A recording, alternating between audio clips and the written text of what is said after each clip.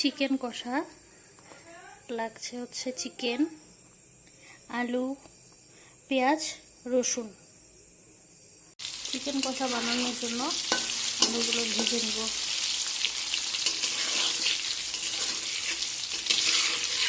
সোমবারে দিয়ে দিচ্ছি শুকনো লঙ্কা, এলাচ, তেজপাতা।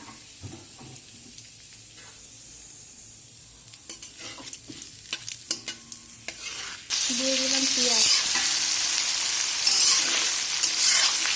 পেঁয়াজটা হালকা ভেজে তারপরে চিকেনটা দিব। দিয়ে দিলাম চিকেন, হলুদ গুঁড়ো, লঙ্কা গুঁড়ো দিয়ে মাংসটাকে পুরো ভেজে নিতে। এবারে দিব আদা, রসুন আর এলাচ গুঁড়ো।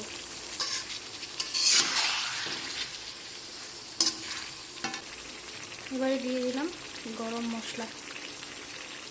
গরম মশলা দিয়ে কষিয়ে নেব।